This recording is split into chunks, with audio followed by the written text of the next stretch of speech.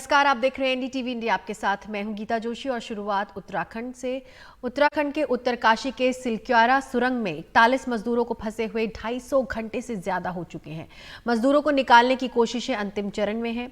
सुरंग में करीब 57 मीटर में मलबा गिरा हुआ है, जिसके दूसरी ओर मजदूर फंसे हुए हैं। ऑगर मशीन से अब तक करीब 45 मीटर मलबे को ड्रिल कर उसमें पाइप डाला जा चुका है और अगले कुछ घंटे में बचे हुए मलबे के भीतर भी पाइप डालने का काम पूरा हो जाएगा, अगर कोई तकनीकी दिक्कत पेश ना हुई तो।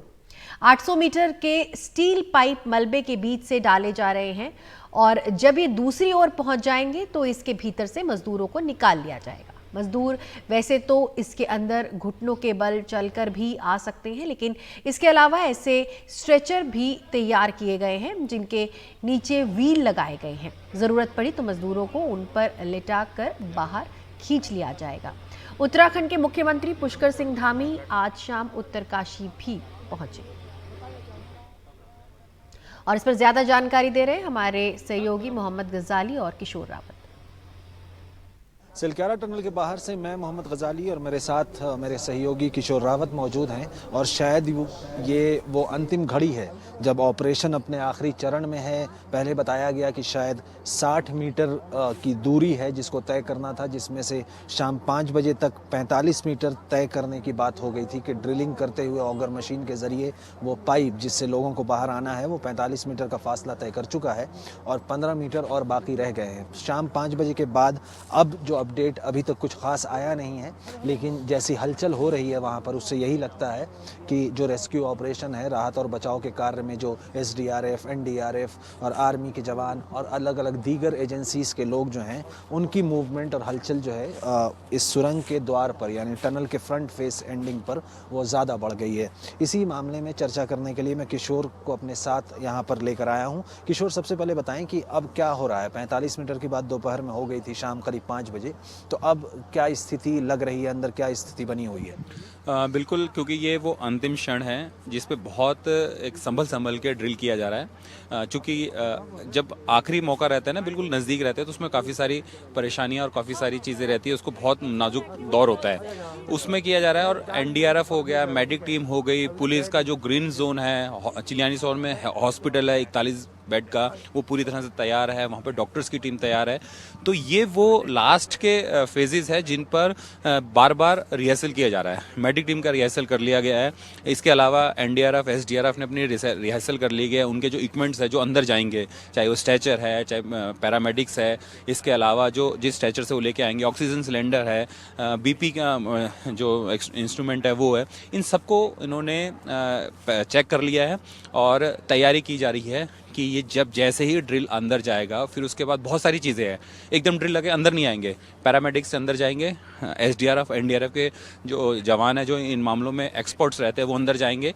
अंदर सबको सीक्वेंस में रखेंगे। जो सबसे पहले ज़रूरतमंद है, पहले बीमार देखेंगे, कोई बीमार है तो उसको पहले निकाला जाएगा।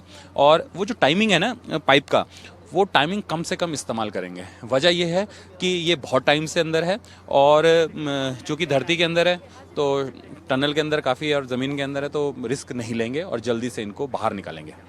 एक ऐसा सवाल पूछूंगा जिसका जवाब मेरे पास नहीं है, शायद आपके पास हो तो बताइएगा, कितना वक्त लगेगा? आज रात हो सकता है या सुबह भी हो सकता है? समय का अभी तक कोई ऐसा नहीं है कि जो समय बता सके। हम भी यहाँ डे फर्स्ट से यहाँ मौजूद है, 12 तारीख से। हर दिन नई टाइमिंग, हर दिन नई चीज़ें, लेकिन उम्मीद एक है कि इनको निकालना है और उस पर वो कामयाब हो रहे हैं। तेज़ी से ड्रिलिंग की जा रही है। मैंने जैसे कहा कि अंतिम क्षण बहुत नाजुक होते हैं, संभल के काम करना होता है।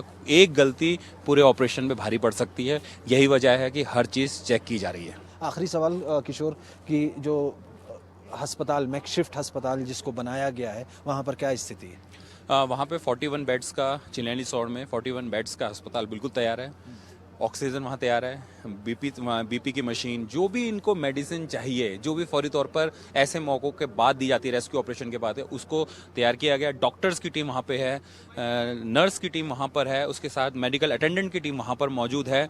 इवन कि यहाँ से 5 किलोमीटर एक डांग एक जगह आती है, वहाँ पे हेलीपैड तैयार है। 12 से 15 एम्बुलेंस तैयार है, यहाँ पर भी एम्बुलेंस तैयार है। क्योंकि अब रेस्क्यू ऑपरेशन के बाद सबसे बड़ा जो काम होता है वो है मेडिकल टीम का, डॉक्टर्स का। क्योंकि वो सबसे ज़्यादा उनको तैयारी पे रखा है, उनको तैयारी पे रखा गया है और पूरी तरह से हॉस्पिटल तैयार पे है। वहाँ पे एयर स्ट्रिप पे भी जो जानकारी मिल रही है, सुबह हेलीकॉप्टर्स वहाँ आ सकते हैं। अगर कोई सीरियस है उसको वहाँ पे ट्रीटमेंट किया जाएगा, फिर उसको वहाँ से एयरलिफ्ट करके ऋषिकेश एम्स ले जाया जा सकता है। तो किशोर बता रहे हैं कि एयर स्ट्रिप भी तैयार है, हेलीकॉप्टर्स भी स्टैंड बाई पर हैं। जब ज़रूरत होगी तो वैसे लोगों को जिनकी हालत ज़्यादा ख़राब लगेगी उनको एम्स ऋषिकेश भी ले जाया जा सकता है। मुख्यमंत्री पुष्कर सिंह धामी भी ज़िले में मौजूद हैं, आ चुके हैं। पल पल की खबर पर वो भी नज़र बनाए हुए हैं कि कब और कितनी देर बाद इन मज़दूरों को यहाँ से सकुशल वापस निकाला जाएगा। हम यही उम्मीद करते हैं कि आज रात में जिस तरह से अधिकारी बता रहे हैं कि शायद मज़दूर जो हैं इस सुरंग से बाहर आ सकेंगे। सिलक्यारा टनल के बाहर से मैं अपने कैमरा पर्सन प्रेम सिंह और सहयोगी किशोर रावत के साथ मोहम्मद गजाली, एनडीटीवी इंडिया। वहीं डीआरडीओ ने रिमोट कंट्रोल से चलने वाले 2 रोबोट बचाव अभियान के लिए उत्तरकाशी भेजे हैं। ये रोवर्स हैं दक्ष मिनी और दक्ष स्काउट। दक्ष मिनी एक रिमोट व्हीकल है जो कम और बंद जगहों पर काम कर सकता है और इस पर ज्यादा जानकारी दे रहे हैं हमारे सहयोगी राजीव रंजन। उत्तरकाशी के सुरंग में फंसे मजदूरों को सुरक्षित बाहर निकालने का राहत और बचाव अभियान जोरों पर है। इस अभियान को सफल बनाने के लिए डीआरडीओ ने रिमोट से चलने वाले अपने 2 व्हीकल भेजे हैं, जिसको आप रोबोट भी कह सकते हैं आम भाषा में। पहला है कन्फाइंड स्पेस आरओबी यानी कि दक्ष मिनी। लिमिटेड एरिया में इसका इस्तेमाल होता है। आर्म्ड फोर्सेस और पैरामिलिट्री फोर्सेस आईडी को हैंडल करने में इसका बखूबी इस्तेमाल करती है। 200 मीटर की रेंज है। बैटरी से चलने वाला व्हीकल 2 घंटे तक काम कर सकता है। यह 2 मीटर वर्टिकल और 1 मीटर हॉरिजॉन्टल काम करता है। इसमें हाई रेजोल्यूशन कैमरा भी लगे हुए हैं। इसको कमांड एंड कंट्रोल दिया जाता है रेडियो फ्रीक्वेंसी के जरिए। और सबसे बड़ी बात, इसमें मैनिपुलेटर आर्म के जरिए 20 किलो का सामान भी उठा सकता है, यानी मजदूरों को जरूरत पड़ने पर आप खाना भी पहुंचा सकते हैं। और ये जो कैमरा जो है, ये जो इसको रियल टाइम देखा जा सकता है, इसका जो रिजल्ट होता है। दूसरा है सर्विलांस आरओबी यानी कि दक्ष स्काउट। इसका इस्तेमाल निगरानी के साथ साथ बम को डिफ्यूज करने के लिए होता है। यह किसी भी जमीन पर चल सकता है, उबड़ खाबड़ हो या कैसा भी इलाका हो। सीढ़ी पर चढ़ सकता है, ढलान से उतर भी सकता है। इसमें जो कैमरा लगे हुए हैं आगे पीछे चारों तरफ लगे हुए हैं और सब कुछ रियल टाइम आप देख सकते हैं, व्यू कर सकते हैं। और अच्छी बात यह है कि दोनों का जो है जब मास्टर कंट्रोल जो है बैक पैक बेस्ड है, यानी आप इसको कहीं भी आसानी से लेकर जाया जा सकता है। हालांकि डीआरडीओ के ये 2 रोबोट का इस्तेमाल एजेंसियां कैसी कर रही है, क्या कर रही है, इसके बारे में कोई जानकारी नहीं है। लेकिन डीआरडीओ का कहना है कि बचाव अभियान में जो एजेंसी लगी हुई है उन्होंने डिमांड की थी तो वो दे दिया है। डीआरडीओ का यह भी कहना है कि इसका इस्तेमाल एजेंसी जैसे भी जिस सूरत में करना चाहे उसे कोई परहेज नहीं है। बड़ी बात यह है कि मजदूर जो है सुरक्षित बाहर निकलना है। इसका इस्तेमाल सेना और पैरामिलिट्री फोर्सेस बखूबी करती है। डीआरडीओ का यह भी कहना है कि यह जो व्हीकल है यह पूरी तरह से कारगर है, परफेक्ट है। इसके पीछे है डीआरडीओ की 2 दशक की मेहनत। और अगली खबर जम्मू कश्मीर से। जम्मू कश्मीर के राजौरी में आतंकियों के साथ जबरदस्त मुठभेड़ जारी है। सुबह से ही सेना और आतंकियों के बीच मुठभेड़ जारी है। सेना के पास आतंकियों की मौजूदगी को लेकर इनपुट था। इसके बाद सेना ने इलाके को चारों तरफ से घेर लिया।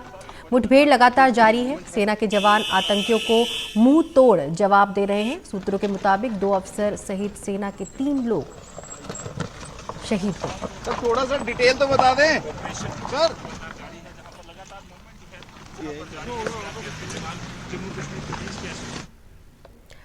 कर्नाटक में कांग्रेस अपने ही फैलाए जाल में उलझ गई है।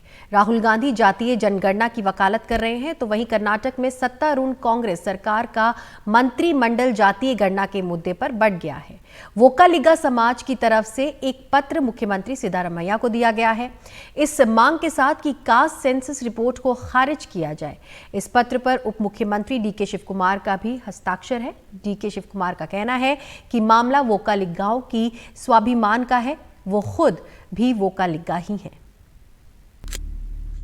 सिद्धरामैया सरकार की कैबिनेट का मतभेद इस पत्र से खुलकर सामने आ गया है। ये पत्र वक्कलिगा समाज की तरफ से मुख्यमंत्री सिद्धरामैया को लिखा गया है, इस मांग के साथ कि सिद्धरामैया सरकार जातीय जनगणना को खारिज करे। इस पत्र में राज्य के उप मुख्यमंत्री डीके शिवकुमार का भी हस्ताक्षर है। डीके शिवकुमार अपने रुख पर कायम है। मुझे हस्ताक्षर क्यों नहीं करना चाहिए? दूसरे मंत्री भी मौजूद थे। मैं वहां राजनीति को अलग रखकर गया था क्योंकि सवाल मेरे समाज की प्रतिष्ठा से जुड़ा है। पहली बार किसी मंत्री ने खुलकर कास्ट सेंसस का विरोध किया है। हालांकि सिद्धरामैया मंत्रिमंडल के कई मंत्री इस रिपोर्ट को सार्वजनिक करने के विरोध में हैं, खासकर लिंगायत और वक्कलिगा, क्योंकि जानकारी के मुताबिक इस रिपोर्ट में अनुसूचित जाति और मुस्लिमों की आबादी लिंगायतों और वक्कलिगाओं से ज्यादा दर्ज की गई है। ओबीसी कमीशन ये रिपोर्ट इस महीने या अगले महीने सिद्धरामैया सरकार को सौंपेगा। अपने कैबिनेट के मंत्रियों के विरोध से सिद्धरामैया भी दबाव में है। उप मुख्यमंत्री ने मुझसे जातीय जनगणना के बारे में बात नहीं की है। एक पत्र मुझे भेजा गया है। जातीय जनगणना रिपोर्ट आने के बाद इस पत्र पर मैं विचार करूंगा। सिद्धरामैया ने अपने पहले टर्म में मुख्यमंत्री रहते हुए 2015-2016 में कास्ट सेंसस करवाया था, लेकिन किसी मुख्यमंत्री ने इसे लागू करने की हिम्मत अब तक नहीं दिखाई।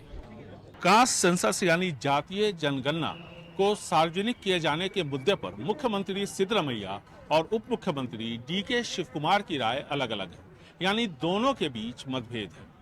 मतभेद सिद्धरामैया कैबिनेट के मंत्रियों के बीच भी है। खासकर लिंगायत मंत्री इसका खासा विरोध कर रहे हैं। ऐसे में राहुल गांधी चाहे जितनी भी वकालत कास्ट सेंसस की कर ले, यहाँ कर्नाटका में इसे सार्वजनिक किए जाने की संभावना फिलहाल कम दिखती है। बेंगलुरु से कैमरामैन गोविंद मूर्ति के साथ निहाल खिदवई, एनडीटीवी इंडिया।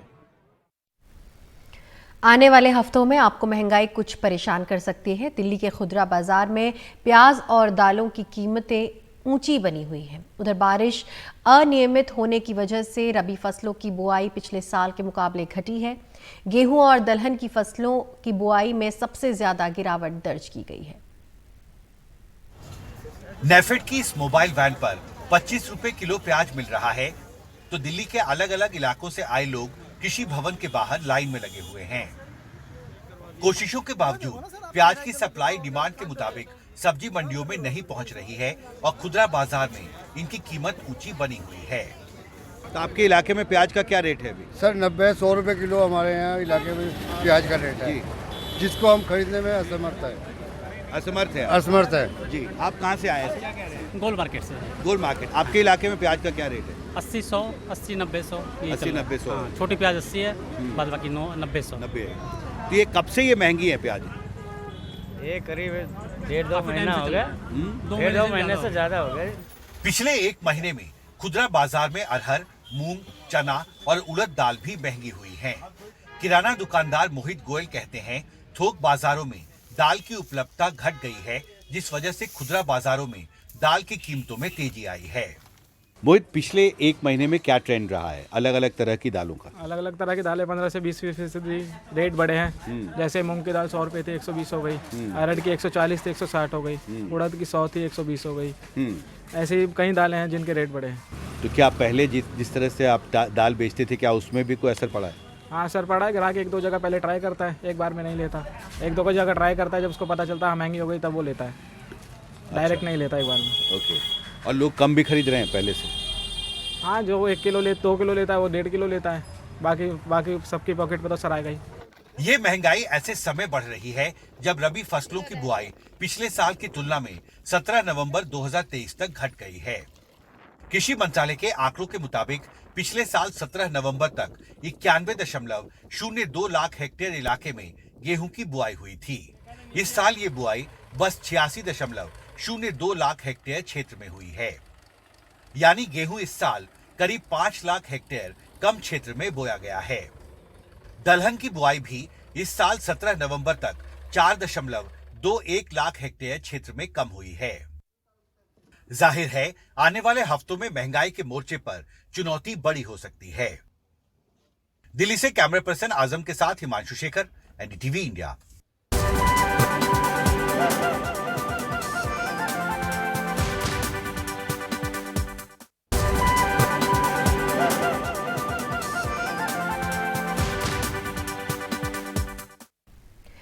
काशी विश्वनाथ मंदिर कॉरिडोर के बाद अब मथुरा में बांके बिहारी मंदिर कॉरिडोर का ब्लूप्रिंट भी तैयार है। गुरुवार को प्रधानमंत्री नरेंद्र मोदी मथुरा आ रहे हैं।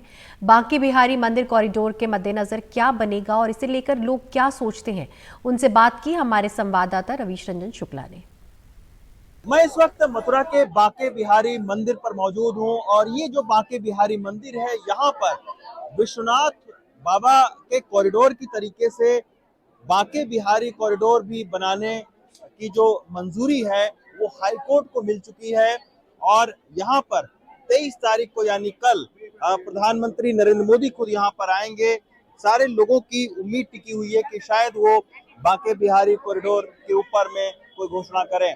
ये जो बांके बिहारी कॉरिडोर आप देख रहे हैं, यहाँ पर तकरीबन 30 से ज्यादा जो है वो कुंज गलियां हैं और इन कुंज गलियों के इर्द गिर्द ये पूरा जो बांके बिहारी मंदिर है वो घिरा हुआ है। ये बताया जा रहा है कि कुंज गलियां जो हैं वो बहुत ही मशहूर कुंज गलियां हैं और सालों पुरानी हैं। मैडम, कॉरिडोर के बारे में क्या सोचते हैं? क्या प्रधानमंत्री जी अगर कॉरिडोर की घोषणा करते हैं तो वो किस हद तक आप लोगों के लिए फायदा करेगा? बहुत फायदा होगा। अच्छा, बहुत ज्यादा।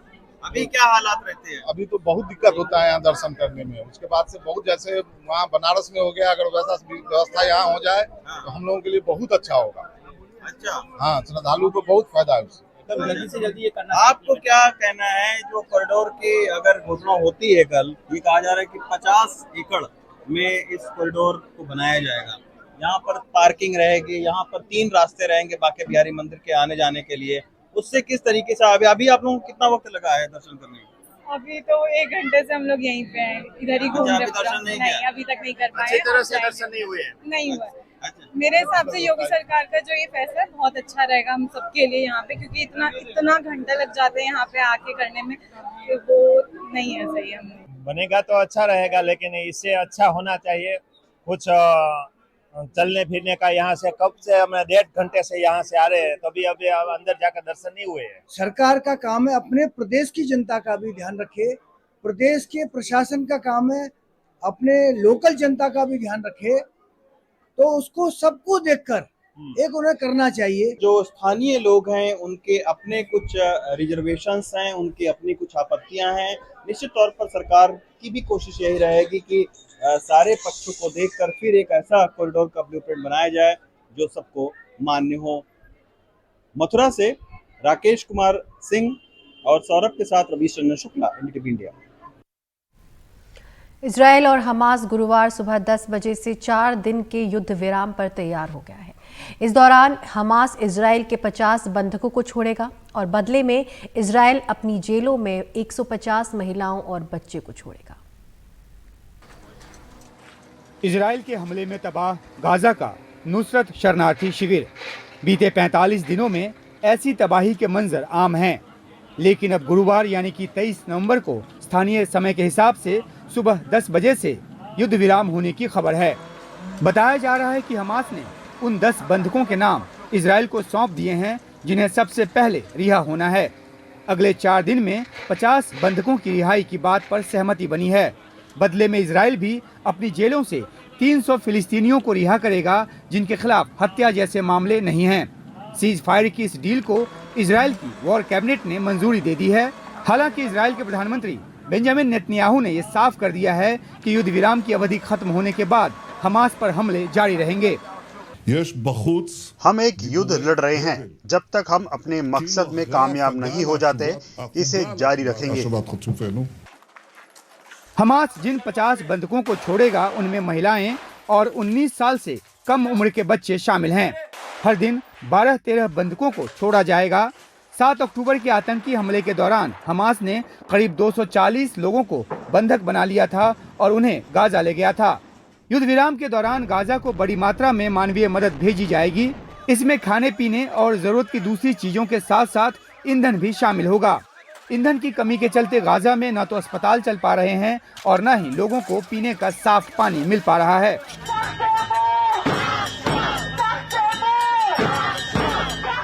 पीएम नेतन्याहू पर बंधकों की रिहाई के लिए भारी दबाव है। बंधकों के परिजनों के नेतृत्व में तेल अवीव में लगातार प्रदर्शन हो रहे हैं। हमास के कब्जे से 4 महिला बंधकों की रिहाई पहले ही हो चुकी है। कतर और मिस्र की कई हफ्तों चली मध्यस्थता के बाद युद्ध विराम और बंधकों को छोड़ने को लेकर ये सहमति बनी है। अमेरिका ने भी अपनी तरफ से पूरा जोर लगाया। रिहा होने वाले 50 बंधकों में 3-4 अमेरिकी नागरिक भी होंगे, ऐसी जानकारी दी गई है। इजराइल की तरफ से ये भी कहा गया है कि 50 बंधकों की रिहाई हो जाने के बाद वह हर 10 बंधकों की रिहाई के बदले युद्ध विराम 1 दिन के लिए बढ़ा सकता है। अमेरिका ने युद्ध विराम का स्वागत किया है। राष्ट्रपति जो बाइडेन ने ट्वीट कर कतर के अमीर और मिस्र के राष्ट्रपति को शुक्रिया कहा है। भारत गाजा तक मानवीय मदद पहुंचने का पक्षधर रहा है और मदद की 2 खेप भी भेज चुका है। मानवीय सहायता का समय से और निरंतर पहुंचना आवश्यक है। ये सुनिश्चित करना भी जरूरी है कि इजरायल और हमास की लड़ाई किसी तरह का क्षेत्रीय रूप धारण न कर ले। एजेंसी रिपोर्ट के साथ Umashankar Singh, NDTV India. NDTV group को बड़ा सम्मान मिला है। एनडीटीवी को top social contributor brand of the year 2023 का खिताब मिला है। एक्सचेंज फॉर मीडिया ग्रुप ने द पिच टॉप 50 ब्रांड्स 2023 के विजेताओं के नामों की घोषणा की। लिस्ट में ब्रांड के अलग अलग प्रभावशाली मार्केटिंग प्रैक्टिस के आधार पर सम्मान मिला है। सोशल कंट्रीब्यूटर्स कैटेगरी में डव नारायणा अस्पताल और एनडीटीवी को सम्मान दिया गया है।